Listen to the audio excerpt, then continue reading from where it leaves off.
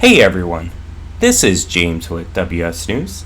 Ex-NFL star rips wide receiver Tyreek Hill's ego-driven decision to prioritize $120 million deal with Dolphins over winning Super Bowls with Kansas City.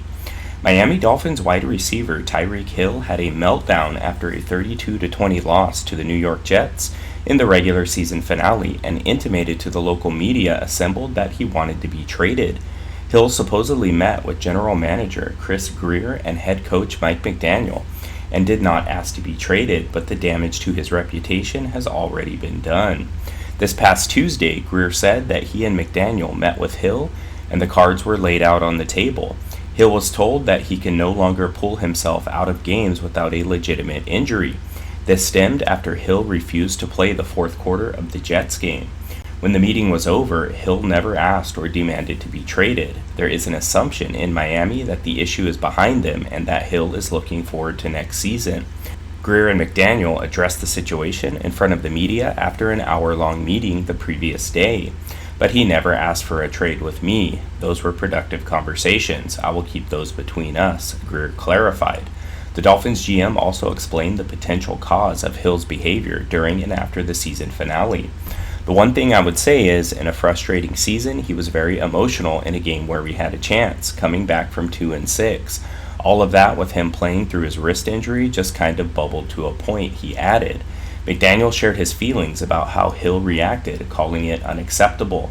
I think the competitive spirit of his can represent post-game, especially in a season or a game that nobody likes. It can allude to a relationship being one way.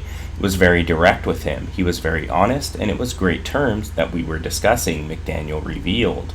We discussed multiple things, including without wavering that it's not acceptable to leave a game and won't be tolerated in the future, and he embraced accountability. I wouldn't say there's necessarily anything to fix, but we had to clear the air in a rough and tumultuous situation, McDaniel further said. Former NFL star defensive back Richard Sherman tore into Hill during the Richard Sherman podcast for wanting to prioritize money over winning and then whining when he loses. He basically told Hill he could not have his cake and eat it too. You're like, hey, I chased the money and now I'm unhappy because the money doesn't fill the void. Maybe winning is more important than money, and now he realizes that, Sherman said. But it takes a losing to realize that. It literally took him going against the team he played for, losing to them in the playoffs, and then watching them win a Super Bowl without him. Sometimes that is a shot to the ego, and I'm sure it was a shot to his ego in that playoff game, to lose your former team and then watch them go win a Super Bowl without you. Kansas City continued to thrive without him. They went 15-2 this season and haven't really looked back since Tyreek Hill left. They've won back-to-back Super Bowls since he left. Sherman basically said Hill went for the money and the big contract and forgot what it was like to lose. When the losing kicked in, he wondered where the winning went. It's one of those situations where it almost feels like, hey, I'm going to show these guys. I'm going to go get my money, and then they'll see how much they miss me. And then you realize, damn, they don't miss me that much. They're not even thinking about me. Maybe he wasn't as important as he thought. Maybe just a cog in the wheel.